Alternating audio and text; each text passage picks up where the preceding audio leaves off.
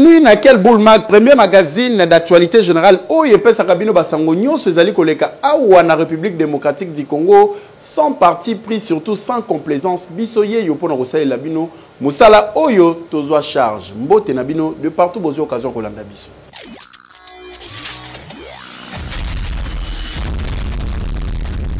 Laquelle boule mag ya mokolo lelo pona koyebisa bino ke session ya Conseil de sécurité des Nations Unies ba siégeaki en urgence sur demande des États-Unis d'Amérique. Mokolo ya vendredi oyo pona kolobela makambo tali République démocratique du Congo tokozongela yango avec force peu détail na prochaine édition na biso kasi awa na Kinshasa boyeba ke procès ya ancien président de la République Joseph Kabila Kabange parti civil esengi 24 milliards de dollars américains pour un dommage et intérêt. Bas détail, besoin dans reportage.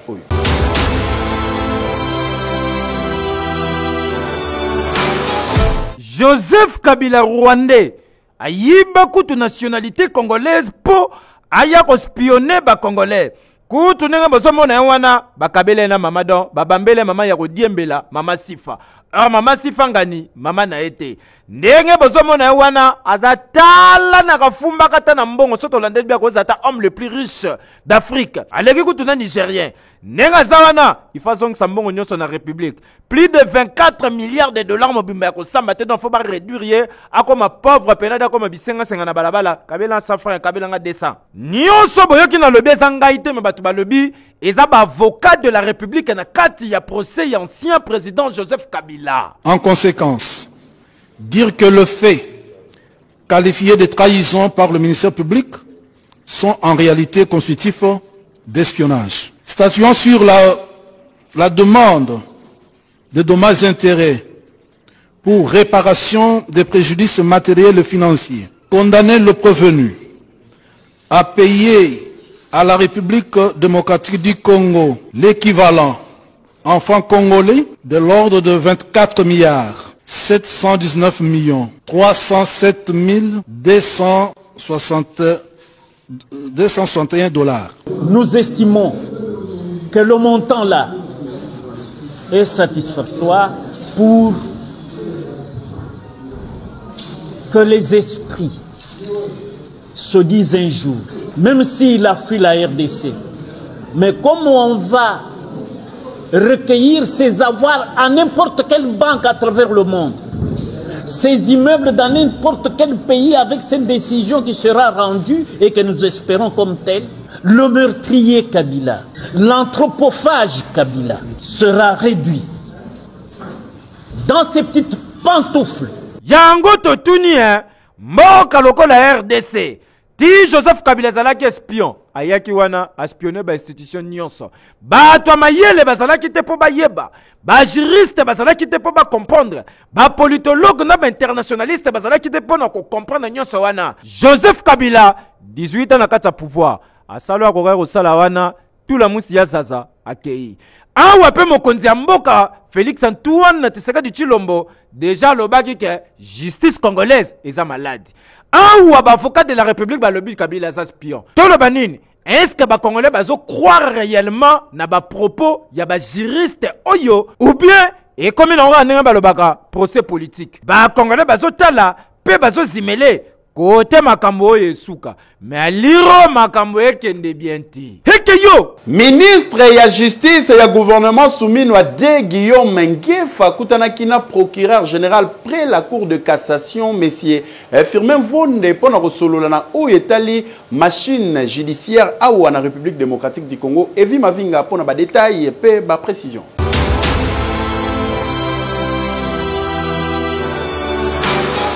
Na cadre ya renforcement ya collaboration entre deux plus hautes instances judiciaires ya mboka, nde ministre ya justice Guillaume Ngefa yambaki en audience jeudi 21 août oyo na cabinet na ye procureur général près la cour de cassation Firmin Vonde. Ma solo na bango tournaki mingi autour ya justice congolaise oyo autrefois ezalaki bongo jugé malade. Yango pona justice équitable ndenge ezali posé mokonzi mboka Félix Antoine Tshisekedi Tshilombo, les deux personnalités balaki ko travailler en collaboration pour na koyeba kobikisa justice ya RDC yora communication. Oui, je viens de croiser son excellence monsieur le ministre en charge de la justice et garde des Sceaux. Depuis sa nomination, ses fonctions, pour la première fois, nous avons échangé sur un certain nombre de points. Donc ici, il n'y a aucun réajustement à faire. Je crois que, parce que c'est la justice, nous regardons tous dans la même direction. Et croyez-moi, les résultats seront certainement palpables. Je n'ai pas d'autre chose à dire, mais je crois que le temps de la relance est là. Je dis bien le temps de la relance, parce qu'il n'y a aucun différend à arranger. Il n'y aura pas de recul. Nous allons booster pour que la justice gagne et que le peuple congolais puisse y trouver aussi sa contrepartie. Oyo ezali mopepe ya sika pe et annoncer meilleure collaboration entre pouvoir exécutif na pouvoir judiciaire ya mboka na biso boyende ezalaka. Eki ancien bras droit ya chef de l'État Félix Antoine Tshisekedi Tshilombo, conseiller spécial na yo ezali bongo Fortina Biselele connu sous le nom ya Bifor ba interdire à Kota lisusu présidence te ba détail.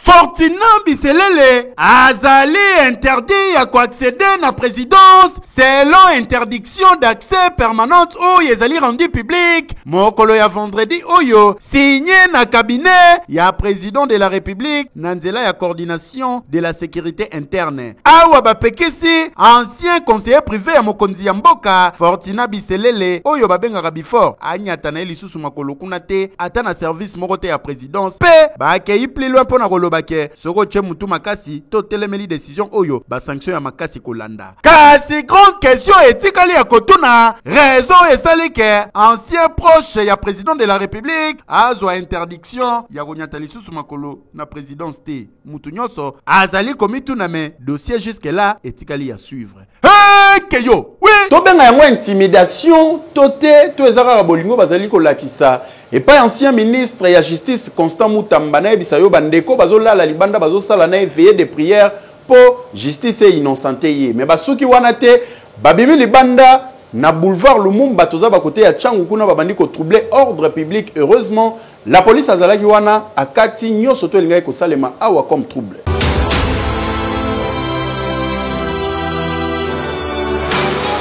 Ba militant ya nozek parti cher et ancien ministre de la justice Constant Mutamba balobi ba kovanda kimete il faut baganga mokonzi mboka yoka a intervenir na dossier oyo ndenge omoni na boulevard Lumumba côté ya quartier 1 ba militant oyo ba tumbi ba pneu moto ezopela neti likambo mususu ba bimaki bongo na balabala pona ko manifester kasi manifestation na bango et perturber circulation embouteillage ko sakana te salami na bonds aller kaka ningo zali komona côté oyo ba moto na mituka ezoko roleka te po moto eleki tellement makasi grâce ya ba élément ya la police ya major Rémi Kanza Malalaise oyo bazalaki dépêché nde ba réussir koboma moto ba kangi quelques militants kaka ningo bozali komona ba tie bango na jeep destination district population ya Tchangu basepeli pe ba pesi merci na major Rémi Kanza Malalaise oyo a déjoué manifestation oyo po soki batikaka bango mais mabe lingaki sala mingi. Bravo na la police ya Tchangu boyende ezalaka kasi ba militant boyeba ko manifester eza nango mabete mais botika justice esala musala na yango ndenge esengeli po ba marche boye eza solution te eyaka nini eki balabala ezali wenzete o ezali campagne lancée na hôtel de ville ya Kinshasa pona kolongola batu nyonso babimisa ba mesa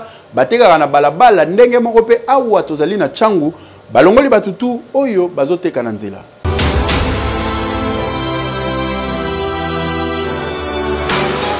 En tout cas, décision ya gouverneur ya ville province ya Kinshasa, son excellence Daniel Bumba Lubaki, kobo ya ba marché nyoso oyo ezalaka pirate na ville province ya Kinshasa. Kasi exécution na yango comme si ekomi ko poser moi problème. Tozali na district ya Tchangu s'il vous plaît, les lots ya boulevard Lumumba. Et si ka tomoni ba policier ba yebongo ko bengana ba mama. Sotana mapeka au mona bien ana des étoiles veut dire az officier supérieur. Kasi botala akiti apusani moko atelemi. Telemi atini policier o aye azu sache bilamba mama asopi ayebise yo zwaki tuana buka policier bandi pa buki esi la raté sili aye awa soki basilisi ko sopa ba rassembler ba kiti ba mesa ba tableau ba inango awa cha moto ba pelisi moto ba che essence bandi osika aye ti na tableau oyo abuki en tout cas opération oyo modèle ezali ko salema na terrain ezali ko poser moi problème. Imaginez la plupart à bateau ba vivara na nzela vedi na balabala soki ba yeboye batandi bateki badong nandaku bazumwa loso bazumwa fufu bazumwa kanga balie boye ole boye psa bomba kota na wenze bozo panza bozo bebisa ebela ba mama bazo kweya mbongo na bango ezosila en tout cas ezali ko pesa pasi rien que na kotala modèle exécution ya opération oyo sur terrain ya ngoto tuni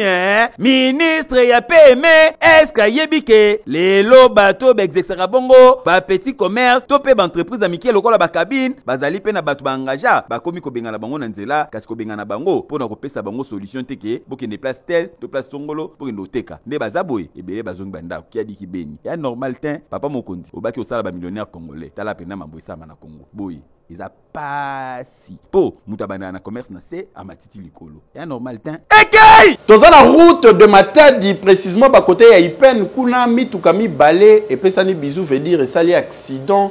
Est-ce que batu bakufi batu bazoki bilan za nini to découvrir yango na reportage oyo.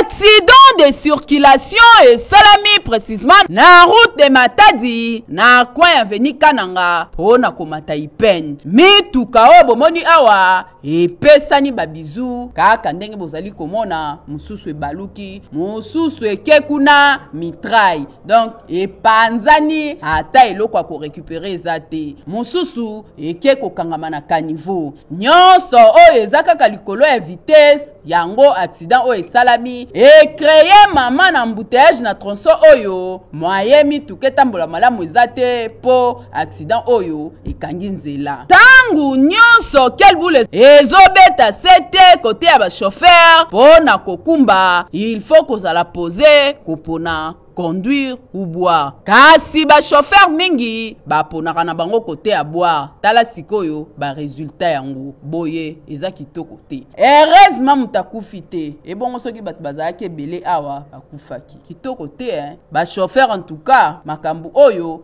était ya bino mais bino ndire boza bino matoi te boye bozo bomisa milimo bato belé eza kitoko te awa kutu nzamba zo lokumu kaka na oileki a tokende na Manyema précisément na Kindu ba côté ya Lombolombo kuna population basokolaka basani bilamba nyonso na kati ya fleuve po régie des eaux kuna on dirait ebi bango te Junior Ndala pona ba précision na reportage oyo.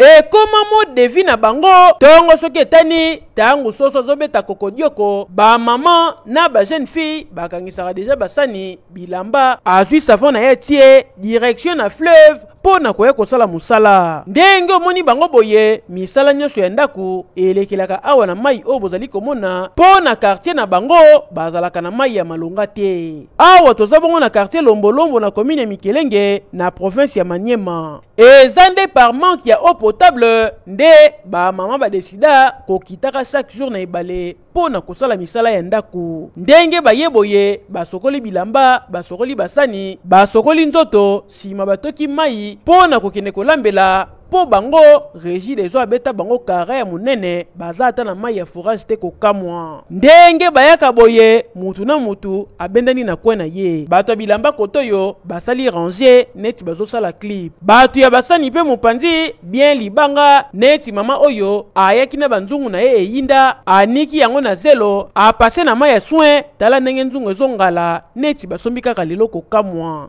oyo elakisi ke ba mama oyo baza penza basi ya misala kasi basengi na bakonzi ya régie des eaux bakotisela bango mai po kolamuka chaque tongo kosala trajet awa na fleuve ezosunga bango penza te et surtout ke mai oyo eyaka na basalite eza bien te po na santé na bango en tout cas tobanzi ete DG ya régie des eaux ayoki message oyo ya population ya quartier Lombolombo na commune ya Mikelenge na ville ya Kindu kotika population sans mai ezalaka te ekei sango malamu pour la population ya côté ya Tchangu boyebi ke fo bozalaka fier po bozalaka o ya bino Joseph Musesa tika bino te pour la difficulté toujours à mai ou eza côté kuna acheli bino forage bozwa mai ya kitoko yo wapi c'est le Muyoki commentaire.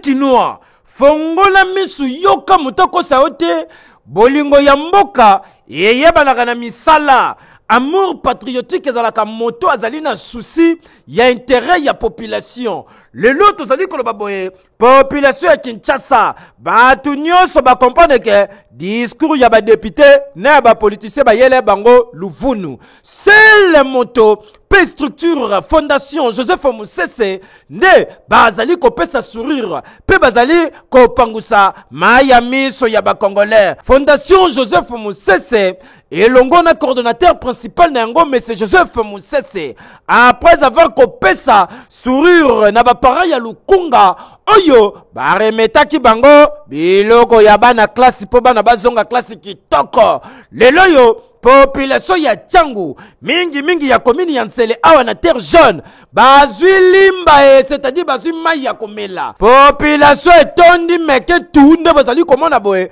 bien babidon bien biloko ya mai ezali pona koya kotoka maye à travers forage monene oyo fondation Joseph Musese basali cérémonie salamaki awa devant ba cadre nyonso ya fondation Joseph Musese na ba membre ba mama baleli ndeti mama bozomona baza mama koko engaye mama umela lobi ye banda botama akitaka ngomba akitoka mai ngomba mangenge ekute kosa lelo Joseph Musese longo na fondation na ye aye ko pesa sourire pa ya ba mama tala elonga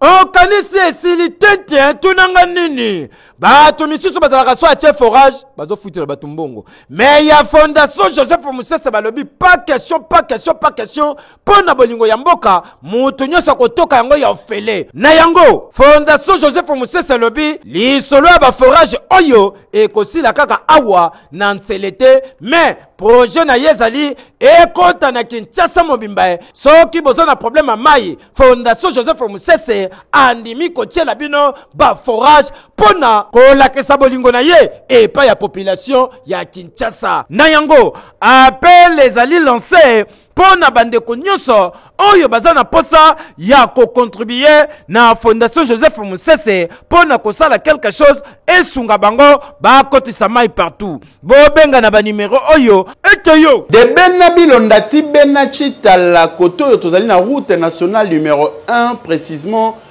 na province ya Kasai orientale na kosa yo te misale zo avancer na lombango na ndenge ya kosakana te bandeko kotoyo bazo sepela déjà po bazo mona ke bazo zwa nzela moko ya sika ya kitoko yo wapi.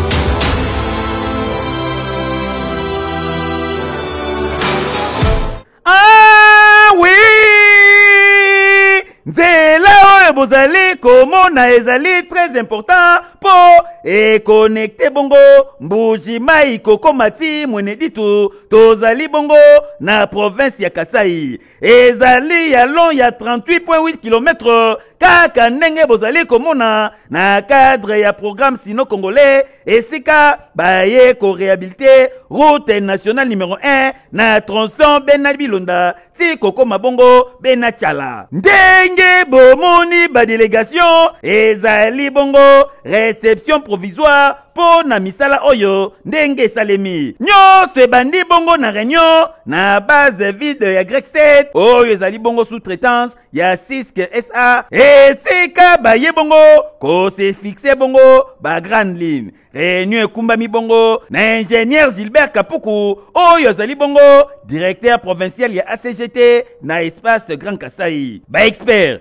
Baouti Kinshasa, tomoni pe mission de surveillance ACGT, chef ya division ya ITP, pe conseiller technique, na point focal ya gouverneur ya province, bango nyonso bazwi bongo par na réunion oyo. Ezalaki bongo question ya kosala bongo mise au point pe koévaluer ndenge misale salemi conformément na passage ya suka oyo esalemaki na mois de mai. Ba évaluer bongo ndenge nini batie batalu finition ya chaussée pe installation ya ba panneau de signalisation yoka communication oyo. Nous avons passé en revue les 38,8 km réalisés pour la phase 2 du projet Mbujimayi Mweneditu. Donc c'est nous pouvons retenir, la route elle a été bien faite.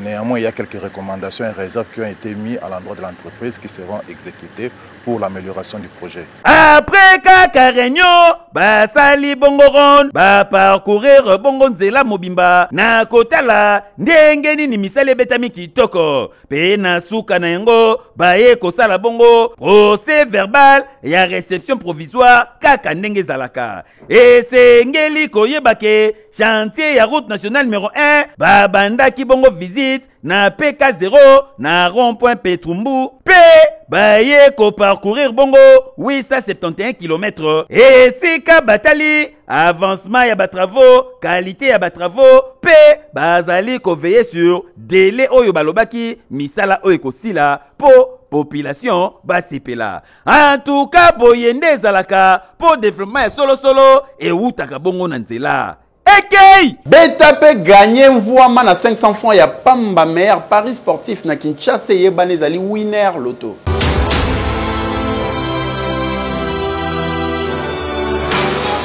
Winner.bet présente winner loto. Tiniwana boso beta. Bonsoir à toutes et à tous. Nous sommes aujourd'hui vendredi 22 août 2025 et vous étiez nombreux à jouer les Win 4 et Win 4 double. Donc voici le résultat. Les 28, les 46, les 29, mais aussi les 10. À présent, à notre 506e tirage Winner Lotto RDC avec à la clé un merveilleux jackpot de 100 945 000 francs congolais, mais aussi un super jackpot d'1 milliard de francs congolais. À vous donc de choisir que 5 bons numéros sur vos tickets et vous ajoutez à cela les numéros de la Super Bowl pour espérer gagner tout cet argent. Et bien, si vous l'avez fait, alors bonne chance aussi pour la suite. Ce tirage s'effectue sous le contrôle d'un huissier de justice, des officiels Winner Lotto, mais aussi d'un public témoin. Mesdames et messieurs, regardez, nous allons accueillir le tout premier numéro de la soirée. Le 28 est déjà là. Quel sera notre deuxième numéro? Accueillons les 17. On avance pour le troisième numéro de la soirée, mesdames et messieurs. Ça sera lesquels? Les 20. Le quatrième numéro. Le 27. Le cinquième numéro. Et c'est le 5. Il ne reste plus qu'un seul numéro que vous devez impérativement trouver ce soir. Mesdames et messieurs, regardez. Les 3. C'est le numéro de la Super Bowl. Mesdames et messieurs, je vous rappelle la combinaison gagnante ce soir, si votre qu'il fallait nécessairement trouver. Les 28, les 17, les 20, les 27, les 5, mais aussi les 3 comme notre numéro de la Super Bowl. Avez-vous trouvé cela depuis la maison? Si oui, moi je vous dis félicitations. Sinon, je vous retrouve très prochainement avec les mêmes plaisirs. Excellente soirée chez vous. Au revoir. Garderie Lavanchi ezali école bilingue oyo Kinshasa lelo ezali ko bénéficier surtout pour l'éducation ya ban na boye baké basalaki journée porte ouverte pour na ko permettre na ba parents ba ya ba kota ba mona ndenge nini enseignement epesa marakoto.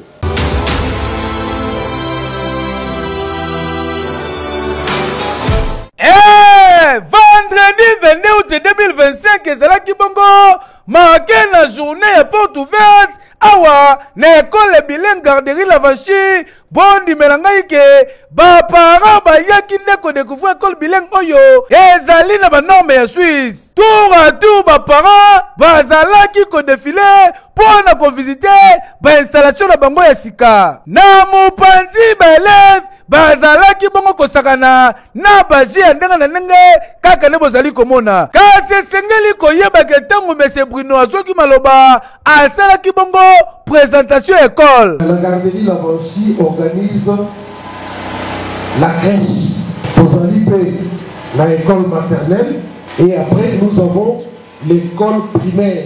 Ezalaki suivi l'intervention ya promotrice Madame Deborah Masolavachi oyo alobelaki bongo vision. École Nabiso, ça c'est la 3e année. Odo Banana rentré le 1er septembre, déjà 3e année. On est en train d'avancer gentiment avec vous. Tobandaki ensemble, les lots nous avons avancé. C'est pourquoi notre vision, l'année passée quand j'étais là, même que notre vision est de travailler en partenariat avec le parent. Parents puis bazanga ki malobate pour na kosala témoignage. Ngai personnellement école et ceux qui ont mis sur encore pour la 2e fois ici parce que école est ça quelque chose na pas na ngai. J'ai inscrit mes jumelles ici en première année primaire et pour moi je peux dire que elles ont bien évolué parce qu'aujourd'hui elles savent lire.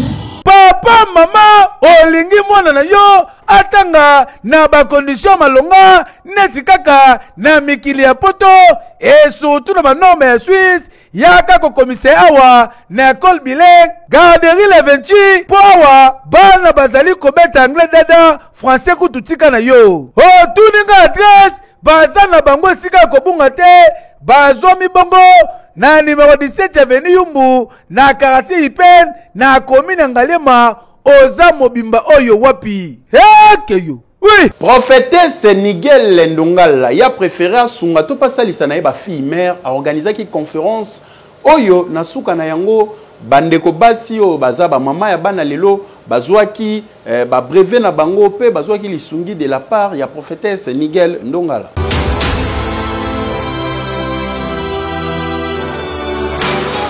Ah oui! Après avoir consilisa na master na makambo oyo etali bongo Bible pe leadership et sengeli koyebaka la servante de l'Éternel, la bouche autorisée, la prophétesse Nigel Ndongala a organisé ki bongo ba formation pour na ba maman na ba jeune fille na ba domaine oyo restauration esthétique na coupe couture. Bokalisi esili tante a organisé ki bongo conférence de femmes bénies édition spéciale na Rotana Hotel esika wapi esengwezalaki na ndenga kosakana te bondimela ngai ke na même occasion asalaki bongo remise ya ba diplôme na ba fille oyo ba bénéficiaki na formation kaka ne bozali komona avec impact d'idéologie une manière pour na ye ya kosunga bango ba comme autonome et surtout ba ye ba komilukela pour na kosunga pe ba famille na bango bokanga pe boyeba ke conférence oyo et tournaki bango autour ya te femme découvre-toi et sort de ta zone de confort. Et si comme maman Nigel Ndongala, la prophétesse, la bouche autorisée, a édifié qui ba maman et surtout a éveillé qui conscience na bango et sengeli na mwasi ayeba komilukela elongo na nzambe de akomona bikamwa et surtout lipamboli et kolanda ye. Premièrement, c'est la prière. C'est prier au sein de Nzambe à la Kisayo. Nzambe a éclairé yo par ton esprit. Parce que, au moment où on appelle mon ninga zosa nikambo moko, yo lobi nikambo azosa les bien, nga pena sala nini, na sala ongo. Mais ce qui est bien pour naïe, et la quicité qui est bien pour naïe. C'est pourquoi il faut d'abord, au bon de là, c'est d'abord la présence de Dieu. Tala, boyende zalaka, en tout cas longonya, na la servante de l'Éternel, maman prophétesse Nigel Ndongala, pour na ba initiative ya boye, pour musala nzambe, ezali kaka kote ete, kasi ezali pe, koyeba kosunga bana na nzambe, à travers ba formation, ba conférence, pour na ko permettre na bango, ba se développer. Et normal, que you, oui.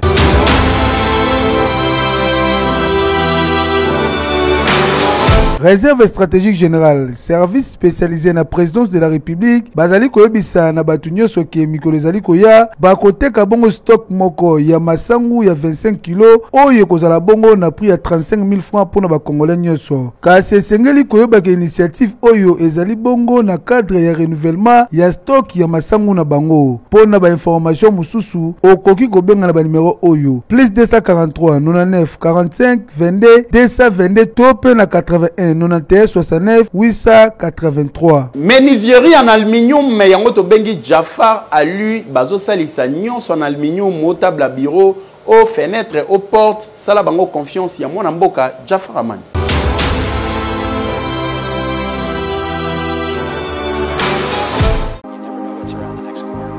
Bana Kinshasa et bongo bana ya poto lelo ya kosamba te bondi melanga États-Unis d'Amérique kitia wana Kinshasa wana Jafar Alu, c'est-à-dire Jafar en aluminium bazali bongo spécialisé na menuiserie en aluminium jope motozali na posa ya ndako na yeza na kitoko yo wapi lokolo lulaka bandako ya baméricain to pe ba nigérien yo pozali patron ya entreprise ozali na posa ba bureau na elata balele ya sika ezala bien équipé yaka na Jafar Alu ya kosamba te fabrication ya ba porte et bongo ba fenêtre et bongo ba garde-fou na ba bain vitré ya kosamba te ndenge bomonaka ba meuble cuisine c'est-à-dire ba cuisine moderne local États-Unis d'Amérique awana Jafar Alu bazali ko beta yango dada ya kosamba te po na mbongo ya mukie bato baluli ndako na yo nyonso bazali kosalela yango mur rideau na cloisonnement bureau nyonso awana Jafar Alu mosala ezokende kitoko yo wapi bana Congo bana poto États-Unis ekiti na kati ya Kinshasa lelo na eko présenter bino Jafar Alu tozo fabriquer biloko nyonso en aluminium pona bandako na bino na ba bureau tel que ba porte ba fenêtre ba garde-fou ba mur rideau ba meuble ya cuisine na cloisonnement ya ba bureau pona ko pesa valeur pe beauté ya bandako na bino bosalela aluminium ya qualité na lobi bien aluminium ya qualité na Jafar Alu. Tena ka ndengo moni dépôt na atelier zali bien équipé tunanga nini opesi kaka mbongo na yo kaka na mbongo wana transport ya matériel eza na kati baye nango ti na kati ya chantier waso okanisi esili tete babandi mpe kopose tala elonga ye ngaye otuninga adresse ezali place kobunga te ezomi na avenue Saint-Christophe numéro 1439 référence OV2 toza bongo na commune ya Limete Funa toloba lisusu nini jaboye biso nyonso toweli na Jafar Alu pour que bandako na biso ezala bien équipé heke yo. Des matchs très décisifs pour la Léopard, il y a République démocratique du Congo. Chance de occasion de se qualifier les sous la phase finale. Il y a Coupe du Monde de Kobeta en 2026. Sélectionneur national à rendre public liste. Il y a 25 joueurs sélectionnés.